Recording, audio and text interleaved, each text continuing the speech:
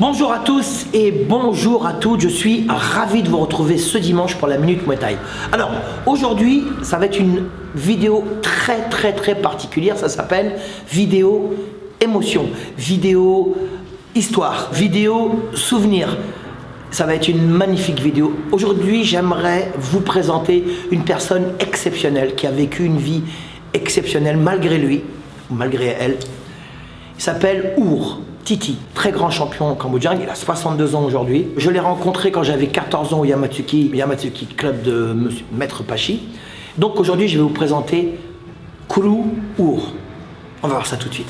Alors, comme je vous avais promis, là je suis en compagnie de Maître Ur, Kuru Ur, grand boxeur, grand champion cambodgien, Khmer. Et aujourd'hui, je suis tellement heureux de le recevoir. Je vous avais promis que je vous ferai une petite surprise de temps à autre. En voilà une très belle avec Ur. Il nous vient du Cambodge, il est très connu dans le milieu du Muay Thai. On va parler de lui aujourd'hui, on va commencer par le présenter. Tu t'appelles? Je m'appelle Ur Félix. Ur Félix. Et ton nom de famille? Je suis né Ur. Ouais. Félix, c'est le nom français, mais normalement c'est Soti, mon d'origine. On m'appelle Titi. Ouais, Titi. Et je suis né au Cambodge, à Phnom Penh. En quelle année, Ur? 60. Et alors, Ur, parce que moi je vais te poser des questions parce que je sais que les internautes là, ils ont besoin de savoir. Tu as vécu au Cambodge jusqu'à quel âge? J'ai vécu jusqu'à 75 après la guerre, les régimes de Khmer Rouge. Le régime de Khmer Rouge. Jusqu'à 76. Le régime de Pol Pot. Le régime de Pol Pot. Après, je me suis évadé en Thaïlande. Et je suis dans une camp réfugié en Thaïlande. Comment tu as fait pour fuir le régime de Pol Pot, des Khmer Rouges, de Phnom Penh jusqu'à la frontière, jusqu'à la Thaïlande? Tu as fait comment? Quand les Khmer Rouges sont arrivés, ils nous ont fait quitter les capitales. Et moi, j'ai essayé de quitter les Phnom Penh vers la direction, vers la frontière Thaï. D'accord. Et comme je savais que les Khmer Rouges, mes parents se fait tuer par les régimes de Khmer Rouges, et je suis allé vers les frontières thaïlandaises. Et avant de quitter le Cambodge, on a organisé pendant 6 mois pour pouvoir quitter le régime vers les frontières thaï. Donc, moi je suis super ému là. Attends. Excuse-moi, moi aussi ça me... Parce que moi je le connais depuis tellement longtemps. Ben oui. Bon, excuse-moi, je suis un peu ému aussi. Hein. Donc tu as perdu tes parents au Cambodge? Oui, pendant la... À cause de la guerre. De la guerre. Voilà. Donc tu as quitté... Allez, on va mettre un petit peu de soleil. C'est tellement dur ce que tu viens de me raconter. Bon, moi j'ai besoin que les gens ils savent tout ça. Donc tu arrives... Quand tu es petit, tu fais du Kun Khmer, tu fais de la boxe cambodgienne. Oui, on a fait, c'est les boxe Khmer, tout le monde le fait au Cambodge, mais on sait simplement pas de métier, c'est juste apprendre comme si on apprend à l'école. Voilà. On des coups de pied gauche, droite, comme en Thaïlande. Oui. Comme en Thaïlande. C'était le sport national au Cambodge. Oui, c'est le Kun Khmer. Oui. Donc, toi, tu fais de la boxe au Cambodge quand tu es petit, à l'école, comme tous les enfants. Oui. C'est comme nous ici, on fait du foot quand on est petit à l'école. Donc tu fais... Et là, tu arrives dans les camps de réfugiés, tu as 14 ans, tu arrives en Thaïlande. Est-ce que tu fais de la boxe dans les camps?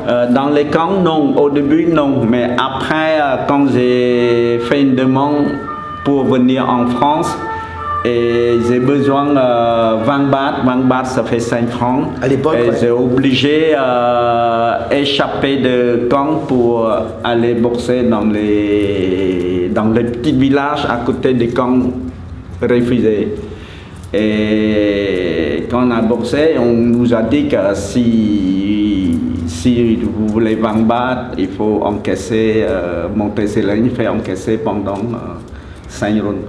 Wow. Et là, je suis monté, j'ai boxé et j'ai pris beaucoup les coups parce que Eux là-bas, ils sont déjà beaucoup plus de métier. Oui. Et moi, c'est débutant ce que j'ai fait. Et même pas entraînement, c'est en boxe parce qu'on a voulu quitter la Thaïlande pour venir le troisième pays. En France. En France. Et Mais tu avais le choix. Il y avait là, parce qu'il faut bien comprendre qu'à ton époque, un petit peu avant les Khmers rouges, avant c'était le Cambodge, le Laos et le Vietnam, tout ça c'était l'Indochine. C'était un ancien protectorat, je pense, oui. Le Cambodge. Donc, puisque les gens ils parlaient français à l'époque de le prince Sihanouk, tout ça. Donc toi, tu voulais partir du Cambodge, de la Thaïlande pour aller soit aux États-Unis, soit l'Australie ou soit la France. La France, voilà. Oui. C'est les trois pays qui prennent les Khmers réfugiés dans les camps thaïlandais. Et donc, je me rappelle, tu m'avais raconté aussi que tu as boxé pour acheter une petite photo pour mettre sur le dossier. 3 photos pour mettre les dossiers, venir en France. Tu as pris beaucoup de coups pour avoir une petite photo. Oui, j'ai fait 4 rounds, mais 4 rounds. Malgré j'ai gagné, j'ai vraiment gagné la chance parce que j'ai donné des coups de paume et j'ai tourné, j'ai tellement fatigué, comme j'arrive pas à faire les coups de backfist là. Backfist. Comme ça, j'ai tellement fatigué, je mets les coudes de coude comme ça et les mecs qui sautaient dedans, ils rentrent son jeu dans les coudes, c'est tout déchiré. Et là, il s'est arrêté le combat. Mais moi, j'ai rien compris pourquoi j'ai gagné parce que j'ai tellement pris les coups, j'ai ouvert là au monde comme ça. Ah ouais, là, le premier combat. T'as fait combien de combats là-bas dans Thaïlande? J'ai fait quand même 6 combats dans 6 combats en Thaïlande, dans les villages. Oui, puis à l'époque. On appelle ça, c'est les Muay Wat en Thaïlande. Ouais, le Muay Wat, ouais. Mais en plus, à ton époque, c'était dur. C'est dur, ouais. Mais le problème, c'est pas ça. Le plus dur, quand on gagne les combats, on se fait. Comment les jeunes de village ne sont pas contents. Et parce que tu es cambodgien. Voilà. Et ils nous courent après. Parce que toi, tu es cambodgien, eux, il y a un problème il y a un problème un peu de racisme. Il n'y a pas, même pas les racistes, c'est les problèmes, c'est les jeunes à l'époque, c'est comme en France, hein, si son copain il a perdu. Ah oui, d'accord. Pas content. D'accord, rien à voir, ouais. Voilà. Oui, bah, c'est comme nous ici, tu te rappelles à l'époque. Ils nous suivent pour nous attaquer comme nous on gagnait contre son copain. Je crois pas la haine aussi. Et moi, comme je suis quitté les camps par fil de fer, tu sais, fil de fer pour sortir. Pour rentrer, on n'arrive pas à rentrer par fil de fer. On a obligé de rentrer par les rentrées principales. Ah ouais. Et là, ce jour-là, il y a la chef police de camp qui était la soirée, mais il est venu en moto. Il arrive avant moi, il m'a demandé, il y a 2 choix. Soit 74 heures si elle est petite, en cage fermée pendant 74 heures, et un repas par jour, soit j'ai boxé pour lui. Et tu as boxé pour lui? J'ai boxé pour lui. Les 5 combats, j'ai boxé pour lui. Mais on s'entraînait dans les camps et aussi dans les camps il me ramène dans un camp en Changwat Prasad. Tu vois, c'est à Surin. Surin, c'est à Surin, où il y a beaucoup les Cambodgiens. Ouais. Et c'est là que j'ai commencé à boxer 5 combats de plus. Et après, je suis venu en France. Donc, à la différence de moi, à la différence de plein, à la différence de plein de gens en France, toi, tu pratiquais le Kung Khmer au Cambodge, mais ça, c'était pour le plaisir à l'école, comme tous les enfants. Mais dès qu'il y a eu la guerre civile au Cambodge, qui a fait des milliers de morts, toi, tu as été obligé de boxer en Thaïlande pour essayer, pour survivre, pour t'acheter des photos, pour faire un dossier pour venir en France. La différence, elle est là, c'est que toi, tu as boxé parce que tu n'avais pas le choix. Ouais. C'est magnifique. Enfin, je veux dire, c'est magnifique dans le sens où c'est terrible, alors que moi, je fais de la boxe pour le plaisir, tu vois. Donc, pour continuer... Donc tu finis tes combats. Est-ce que ton dossier, il est accepté par le gouvernement français? Moi, je donne des photos, il a collé 3 mois après, je suis en France. Waouh, génial. C'est pour ça que j'ai obligé de... T'es venu comment? Par bateau, par avion? Non, par avion. D'accord. Parce qu'en Thaïlande, c'est quand même compliqué. On a 3 kilos de riz par semaine. D'accord. 300 grammes de viande. Par semaine. En bouteille de Nukmam. Ouais. Et les magies par mois. Ah ouais. Donc c'est compliqué. Ouais. On cherche à quitter les camps pour pouvoir trouver une solution mieux. Est-ce qu'il y avait dans le camp, parce que moi je me rappelle, hein, je suis... Pas le seul, hein, il y a Oui. quand même 5000 là-dedans. Hein. Oui, oui, bien sûr, je me rappelle très bien, moi, à l'époque, quand j'étais petit, parce qu'on n'a pas beaucoup d'écart d'âge. Est-ce que dans les camps les camps de réfugiés cambodgiens, est-ce qu'il y avait des Français? Il y en a qui parlaient français. Est-ce qu'il y avait des Français? Oui, il y en a à l'époque. À l'époque, il y a beaucoup les anciens qui parlaient très très très bien français. Voilà. Parce que quand même au Cambodge, on était quand même protectorat français pendant 93 ans à peu près comme ça. Donc à l'époque, tout le monde, presque les anciens. Oui, c'était la deuxième, troisième langue, comme au Laos, comme... Voilà, deuxième langue. Ouais, deuxième langue en plus. Donc, alors là, tu quittes. Bon, il y a la guerre, c'est terrible parce que là, on est... Alors, il faut savoir, hein, parce que là, il y a Maître Our qui nous explique et tout, mais on a coupé un moment parce que c'est vraiment, c'est très dur, il y a beaucoup d'émotions dans ce qu'il raconte parce que c'est une partie de sa vie qui est très très difficile parce qu'en plus, faut pas oublier, c'est qu'il perd ses parents pendant la guerre, mais aussi, si je me trompe pas, Our, tu as une sœur. Oui, il me reste ma sœur au Cambodge. Oui. Alors, est-ce qu'elle est plus grande que toi, elle est plus petite que toi? La plus grande. Voilà. Donc c'est ça. Donc ça veut dire que toi, tu quittes le Cambodge et la Thaïlande pour venir en France avec ou sans ta sœur? Non, je n'ai pas encore retrouvé ma sœur. T'as vu? C'est ça qui est terrible, c'est que c'est beaucoup d'émotions ce que tu me racontes aujourd'hui, moi. J'ai retrouvé ma sœur l'année 80 et c'est pour ça que j'ai boxé. J'ai fait n'importe quel, même 4-5 kilos de plus. Oui, je me rappelle. Accepter les combats pour pouvoir envoyer l'argent à ma sœur au pays. C'est très beau. Mais il n'y a pas que moi, hein, tous les réfugiés à l'époque qui sont chacun leur histoire de vécu. Ah, c'est terrible. C'est la guerre, c'est comme ça. Ouais, c'est terrible la guerre. Et attention, ensuite, tu arrives en France. Tu arrives en 1977. Oui. Tu arrives en 1977, tu arrives directement à Paris. À Paris, oui. Et tu arrives dans le quartier chinois ou alors tu es... Non, on me met dans une pension. D'accord. Comme j'étais choisi par les Croix-Rouges. La Croix-Rouge.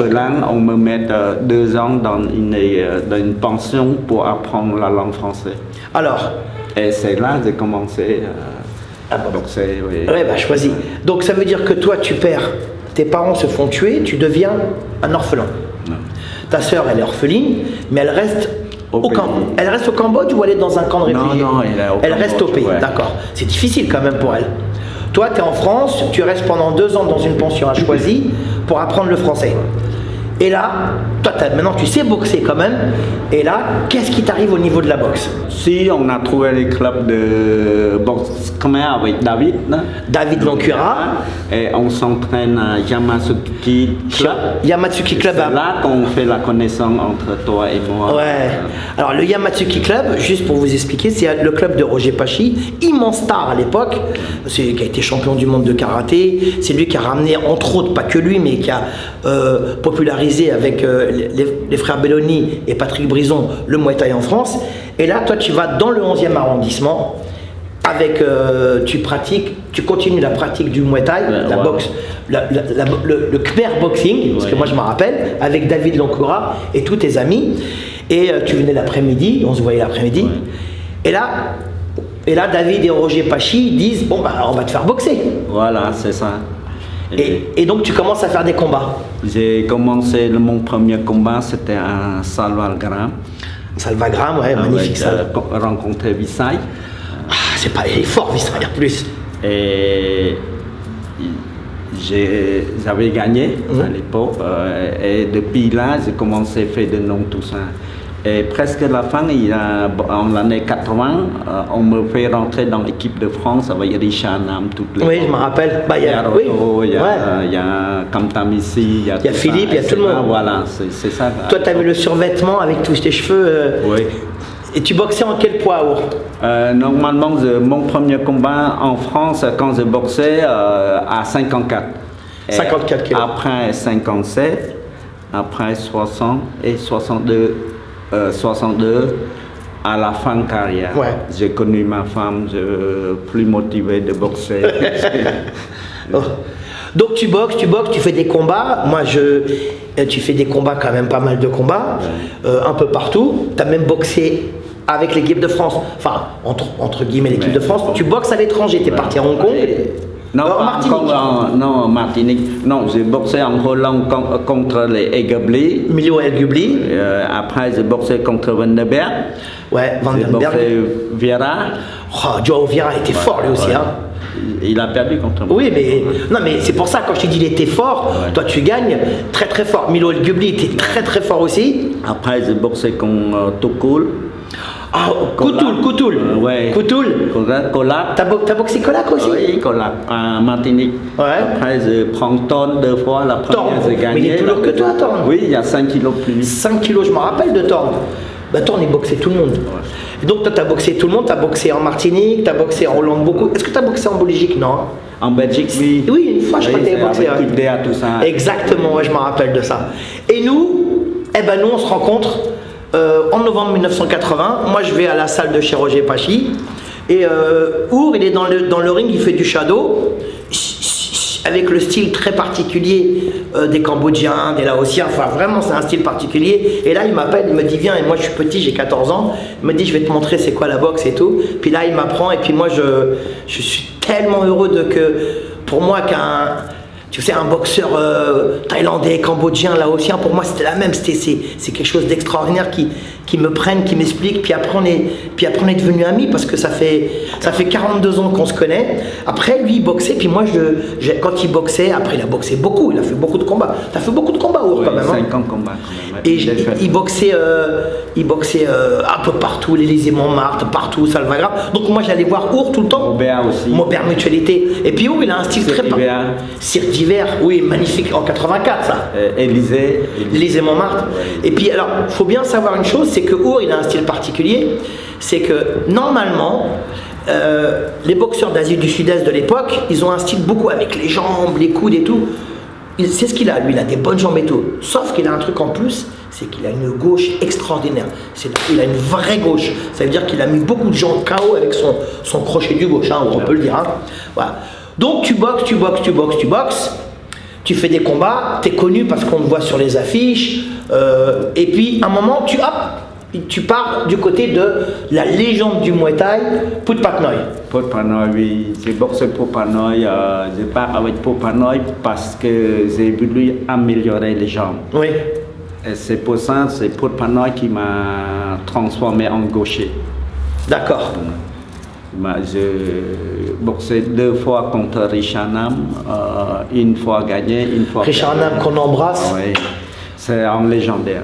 Ouais, qu'on embrasse malheureusement, qui nous a hélas quitté, c'est terrible. Enfin bref, encore une douleur supplémentaire. Et donc là, tu boxes plusieurs fois pour Put Pat Noy. Son club est dans le 5e arrondissement. C'était à côté, dans le Luxembourg. Exactement, rue de Malbranche. Et ensuite, mais en même temps, tu boxais aussi un peu pour le Khmer Boxing. Enfin, vous étiez un... Oui, mais à l'époque, il faut qu'on boxait. Il y a 2 fédérations, ça a été toujours comme ça. Ouais. Et si on boxait une seule fédération, on ne s'en sort pas. On boxait peut-être 1 ou 2 par an. 2 combats. Si avec les 2 fédérations, on a une chance d'avoir 5 ou 6 combats par an. Oui. Et surtout, partir boxer en étranger, ça rapporte beaucoup plus. Ouais. Je sais que tu n'as pas gagné beaucoup d'argent avec la boxe, je le sais très bien, je sais parce que nous on se connaît. Mais je sais que tu as gagné un petit peu ici et là. Est-ce que le peu d'argent que tu gagnais, est-ce que tu envoyais à ta soeur Si tout ce que j'ai là, j'ai envoyé à ma soeur, sinon j'ai d'autres boulots. Hein. J'ai pas que c'est... Tu travaillais à l'époque? Je travaille à l'époque. D'accord, heureusement. J'ai commencé à 6h. À 6h du soir, à 18h. Ouais, la boxe. Et j'ai terminé à 2h du matin. Ah, le boulot? Oui. Et après, je travaille à, Clichy. Place Clichy là-bas? Place Clichy. Et après, quand j'ai terminé entre 2h30 et 3h, je suis rentré de Clichy en footing jusqu'à Montparnasse. Ah oui, quand même, hein. Sinon, je n'aurais pas la condition physique. Et puis, de toute façon, il n'y avait pas de métro, il n'y avait rien. Le patron, il donne les 50 francs pour les taxis, mais comme moi, je n'ai pas le temps de courir. les matins. Ouais. Donc je prends des footings les soirs. La nuit. Jusqu'à de Clichy, jusqu'à mon Ah ouais, bon, ça fait quand même une trotte, c'était bien. Moi, je me rappelle. Une heure et demie. Ah ouais, quand même, c'est pas mal. Et moi, je me rappelle quand il boxait. Alors, juste, je le coupe un peu parce que je vous explique, parce que ce qu'on se connaît bien, c'est que Our, c'était un boxeur qui avait toujours le sourire. Quand il est dans les vestiaires, quand il monte sur le ring, même quand il boxe, quand on lui met un coup, il sourit tout le temps. Tu te rappelles Our, hein? Sauf que, bon, bah, Our, ça cogne quand même parce qu'il faisait mal. Hein. Mais il a un style très joyeux, mais très rapide. Parce que en 54-57 kilos, il n'est pas petit. C'est vrai que tu es grand pour 54-57 kilos. Donc il avait un style qui est très explosif et ça faisait très mal. Il a fait des très belles soirées quand Roger il organisait aussi, tu faisais des très beaux combats. Alors donc là, on va continuer. Donc tu travailles la nuit, tu travailles le soir, tu t'entraînes, tu fais des combats ici et là, tu commences. Et puis, un jour, tu rencontres ta femme. Oui, parce qu'elle elle était venue voir, j'ai boxé et puis peut-être, je sais pas, et puis j'ai rencontré ma femme et j'ai plus motivé de boxer et puis comme j'ai dit que ça y est, je suis plus tout seul. Ouais. J'ai une famille. C'est bien, c'est génial. Alors, c'est une séquence émotion, mais faut voir d'où Our il part et faut voir où il est aujourd'hui. Our, il a 62 ans. Et tout ce qu'il a traversé dans sa vie, c'est extraordinaire. Mais la boxe, elle t'a quand même vachement aidé. Beaucoup. Beaucoup, hein, Our. Grâce à la boxe que moi, je m'en sortir. Il a rencontré une femme et il a combien d'enfants, Our? 3. 3 beaux enfants. Et puis, un jour, il s'est passé un truc, c'est il y a une fédération qui s'est montée, qui s'appelle la Fédération Française de Kung Khmer, dont Our, tu te rappelles, on était en photo dessus. Et là, il a ramené des Cambodgiens en France pour faire boxer, tu te rappelles, dans les années 2000. Hein. Beaucoup, t'en as ramené beaucoup. Oui, hein. J'ai essayé de lancer les box khmer en France parce que, il faut dire merci les Muay Thai. Hein. S'il n'y a pas Muay Thai, il n'aura pas les box khmer. Bien sûr. La plupart des gens, ils recherchent d'origine d'où ça vient. Ouais. Et comme moi, j'ai la possibilité j'ai essayé de développer des box khmer, fait venir tous les grands boxeurs Je me rappelle, qui boxaient. Et Bouton, son frère, tout ça. Ouais. Je me rappelle les gars, là, tu as fait des très beaux. Il y a Kamdima, il y a tous les grands boxeurs actuellement. Oui. Et pourtant, ce n'est pas moi, c'était Philippe. Il faut reconnaître. Ah ouais, c'est Philippe, ouais. C'est Philippe qui fait beaucoup de choses pour les box khmer. Ouais. Moi, c'est la génération après, hein, la génération 2006, 2007, tout ça, j'ai continué dans ma voie. T'as ramené les jeunes boxeurs pour lancer comme Kim Dima, Muen Sophia, Sen Bunpen, Bert Kam, toutes les Sen Bunpen, il était fort lui. Hein. Tout ça, moi je me rappelle, tu as fait des championnats, tu as fait des rencontres France-Cambodge, je m'en rappelle très bien. Et là, bon, tu rencontres ta femme, tombes amoureux, vous faites des enfants, et puis la vie elle est belle quand même, parce que tu montes ta salle et tu es dans une très belle ville qui s'appelle Bussy-Saint-Georges. À Bussy-Saint-Georges, dans le 77, et ils montent une salle. Et tu as tes amis aussi asiatiques qui habitent là-bas. Oui, il y a quand même beaucoup. Belle communauté. Et là-bas, il y a quand même 38% des Asiatiques, donc il y a 20% Cambodgiens. Ah oui, quand même, je ne savais pas, tu vois. Oui. Grâce à le maire actuellement, il est gentil. Ouais. Il nous donne une salle. Très belle salle. Très belle salle. Il a une grande salle. Je tiens à remercier le maire de Bussy-Saint-Georges. Oui, franchement, il aide beaucoup le maire de Bussy-Saint-Georges. Mais pour avoir une grande salle, il a fallu que tu fasses tes preuves aussi, que ça marche, que tu ramènes du monde. J'ai commencé il y a 12 ans, 13 ans. Les clubs n'existent depuis 13 ans. J'ai commencé dans les parcs, après dans les garages des élèves. Après, les maires nous donnent des salles motricité. Plus qu'on a nombreuses, après, nous donnent les salles. Après, c'est une autre grande salle. Ouais, t'as une belle salle là. Une grande salle de 300 mètres carrés. 300 mètres carrés avec beaucoup de matériel. Pas pour nous, hein. Il y a 3-4 associations de boxe dedans. Ouais, mais enfin, tu es beaucoup la boxe taille quand même, hein, et beaucoup de merde. Et donc, tu as un ring, tu as des sacs, et tu as à peu près. Bon, s'il n'y a pas le Covid, tu as à peu près combien d'élèves s'il n'y a pas le Covid, à peu près? Il y a pas le Covid, là, en 2019, on a quand même 280. 280. Et là, avec le Covid, vous êtes. On a quand même 37-38% de monde. Ouais, ça fait 150 160. Bon, 160, c'est quand même pas mal. Hein. C'est très connu, hein, ça s'appelle. Comment ça s'appelle? Prodal Boran. Alors, est-ce que tu peux nous dire ce que veut dire le nom de ton club? Ouais. Prodal Boran. Boran, oui. C'est Prodal Boran. C'est un club qui n'existe depuis. C'est une association qui n'existe depuis 13 ans. Et ça veut dire quoi en cambodgien, Prodal? Prodal, c'est comme les Muay Boran, c'est comme les box anciens. D'accord, c'est la boxe ancienne, la boxe authentique, voilà. D'accord. Et moi, j'ai renseigné mes élèves tous à la façon très ancienne, le respect, les trucs, tout ça. C'est génial. J'ai essayé d'évoluer technique par rapport les générations maintenant, oui. Nouvelle génération, mais là, ça reste toujours les anciennes, parce que les anciens, on apprend beaucoup les respects, les trucs, tout ça. C'est génial. Très bien. Ouais.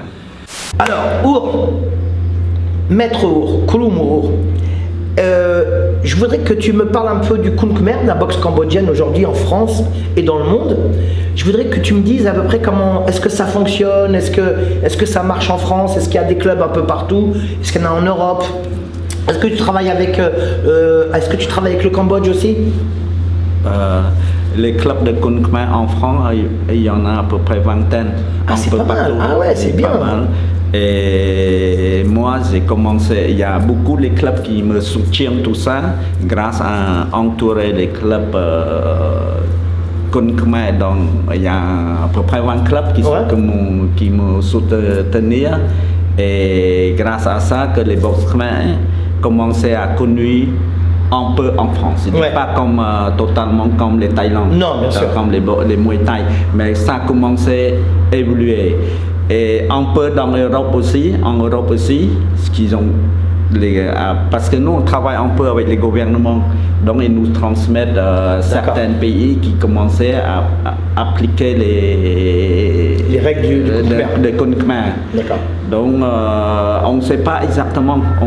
Moi personnellement, je ne sais pas. Je sais que ce qui se passe en France, oui, il y en a beaucoup de clubs. Il y a vingtaine de clubs quand même. Hein, c'est pas mal. Et puis il y a même les Français qui sont été au Cambodge. Alors oui, toi tu es parti, tu as emmené des élèves là-bas. Voilà. Tu te rappelles, tu m'as montré. Il y a 4 ans, j'ai organisé un stage au Cambodge. J'amène les filles qui vont boxer là-bas, les combattants là-bas, tout ça, il y a 4 ans. Dans la capitale. Et tu m'as montré aussi, tu travailles aussi avec la chaîne. Oui, nous on travaille avec les chaînes PPN. D'accord. Et la chaîne de. CT. C'est pas la Channel 7 aussi? Channel 4? Non, CTN, on a la 5. Ouais, la 5, ouais, je me rappelle de ça. Là, pour l'instant, on attend que mon retour là-bas, c'est à cause de Covid qu'on a coupé les ponts. Ouais. Et si je serais là-bas, tu vas là-bas. Bah oui, on devait partir ensemble, moi déjà. Il y a 2-3 ans, on devait partir ensemble. Il y a 2 ans. On essayait de. Je sais pas comment vous dire. On va partir. On a essayé de développer beaucoup le maximum en France, mais j'ai pris l'âge, j'ai commencé à fatiguer aussi. J'ai envie d'être un peu tranquille avec ma femme. Avec tes enfants, ta salle. Alors, il y a aussi, pour finir, il y a un truc important quand même, parce que je sais que là, je sais que tu as un petit projet dans ta tête. C'est un projet, un truc qui te tient terriblement à cœur parce que tu l'as vécu. Tu as été un enfant seul, du orphelin bien sûr, du Cambodge, de la Thaïlande à la France, tu as été seul. En France, quand tu es arrivé, tu étais seul. Et donc, tu as été orphelin et tu as un projet dans ta tête, c'est... Oui, avant le Covid 2019, j'ai l'intention de faire un petit truc pour les orphelins. Et au Cambodge, j'ai envie de monter en bungalow, les trucs, tout ça, sur les terrains que j'ai. Et j'ai envie de prendre tous les orphelins. Et puis les bungalows, c'est une idée, hein? Oui. Louer pas trop cher pour les Européens qui vont là-bas, mais en échange, celui qui sait faire informatique, il fait au moins 2-3 cours pour les enfants orphelins. C'est un deal. Voilà. Ça échange avec des trucs, mais malgré tout ça, il paye peu. Par exemple, il payait à $30 la journée, il payait $15. Donc les journées, au moins 3 fois par semaine, qui enseignaient les enfants qui vivent avec moi. Voilà, les orphelins, c'est-à-dire qu'ils leur apprennent. C'est un esprit comme ça, parce que ça génial. Toujours je trouve ça dans ma tête, comme j'étais orphelin, j'ai envie, un projet de faire quelque chose pour les enfants qu'il a comme moi. Je ne veux pas qu'il soit dans la rue, il fait des conneries, dans les drogues, les trucs, tout ça. Bien sûr. Je ne pense pas, je suis le seul la même idée, mais moi j'étais toujours tout petit, j'ai envie de faire ça depuis au moins une vingtaine d'années. Ah, c'est un beau projet, c'est très très beau. Mais ça va venir. Les projets n'ont pas encore réalisé. Oui, mais il y a eu le Covid aussi, rappelle-toi. Parce que tu voulais le faire il y a à peu près 3 ans. Tu te rappelles, tu m'as dit que tu voulais le faire il y a 3 ans. Mais c'est le projet depuis 20 ans, je pensais, si j'avais de l'argent. Et comme les clubs s'avançaient un petit peu, on a envie de faire un truc au pays. Alors, dès que ton projet commence à mûrir et à se réaliser, tu n'oublies pas de m'en parler. Et puis, comme ça, on essaie d'en parler un petit peu à tout le monde pour aider. Ouais. On a fait la même chose pour Danny Bill, tu te rappelles? Pour Danny Bill avec les étoiles de la maison, parce qu'on aide un petit peu. Et puis, moi, j'ai fait ça aussi en Birmanie, puis au Togo. Si on peut aider un petit peu, je sais, c'est pas grand-chose, mais c'est toujours mieux que de rien faire. Est-ce que tu veux rajouter quelque chose, parce que c'était beaucoup d'émotions aujourd'hui, hein? Est-ce que tu veux rajouter quelque chose? Je tiens à remercier à André Zitoun qui m'a interviewé aujourd'hui, et merci les caméramans. Anthony. J'espère qu'un jour on partira ensemble au Cambodge. Ah ouais, c'est génial. Comme j'ai pas quelque chose comme souvenir, j'emmène les cremas. Cremas, ça veut dire c'est présentant comme au Cambodge. Merci beaucoup. Comme présentant du pays. Merci, c'est une écharpe du pays. Oui, une écharpe du pays, oui. Oh, c'est magnifique, j'adore. Merci beaucoup. Merci. Merci. Alors vous voyez, ça fait 40 ans à peu près qu'on se connaît. Voilà. Pour moi, quand je vois Ours, c'est toujours beaucoup d'émotions, parce que je sais ce qu'il a vécu dans sa vie, et je sais ce qu'il a vécu dans la boxe aussi, et je sais ce qu'il est devenu aujourd'hui aussi. C'est devenu une très très belle personne. Il enseigne, il transmet, il a sa famille, il a sa ville avec lui, hein, sa ville avec le maire et la salle. Tous ses élèves, ils sont avec lui depuis très longtemps, et voilà, il fait des très très belles choses. C'est un parcours vraiment pour écrire un livre ou faire un film sur la vie de Ours. Et je vous avais promis un peu d'émotion, je vous avais promis aussi de temps en temps de vous ramener une personne exceptionnelle. C'est une personne exceptionnelle. Merci beaucoup. Merci beaucoup. André. Merci beaucoup. Voilà, j'espère que cette vidéo vous a plu. Moi, j'ai ressenti beaucoup d'émotions à travers cette personne extraordinaire, fantastique personne qui s'appelle Ours. Je l'aime de tout mon cœur. Alors, une petite anecdote, donc j'avais 14 ans, je faisais de la boxe thaïlandaise l'après-midi chez Maître Roger Pachi, et lui il était dans le ring, il faisait du shadow, et puis il m'a appelé, il m'a dit viens, et puis c'est la première personne entre guillemets asiatique qui s'est occupée de moi, c'est Maître Ours, et que j'aime jusqu'à aujourd'hui. Ça fait un peu plus de 40 ans qu'on se connaît, voilà. Je voulais absolument parler de lui, parler de son histoire, parce que c'est une histoire difficile, c'est une histoire... il y a beaucoup de torture physique et morale, parce qu'il a vécu quand même la guerre, il a perdu ses parents et tout, mais c'est une histoire plein de positivisme, plein de soleil, parce qu'aujourd'hui c'est une personne qui a réussi, qui s'est accomplie, qui fait de très très belles choses. Merci beaucoup Ours. Voilà, j'aimerais s'il vous plaît, si vous pouviez partager la vidéo aujourd'hui, parce que quand même c'est une vidéo très particulière, et c'est beaucoup de chaleur, c'est beaucoup d'humanisme dans ce qu'il dit, avec son accent, avec sa manière de parler. Il a toujours plein de choses à raconter, parce qu'il a vécu tellement de choses. Voilà, merci beaucoup de vous abonner. Regardez, ça fait ça, regarde. Clique. Oh putain, je suis abonné. Ah bon? Toi aussi? Bah ouais, moi aussi. Voilà. Et faites tourner la vidéo, et merci de nous suivre tous les dimanches. Un grand merci à tous. Passez une excellente semaine. Muay Thai mon vôtre.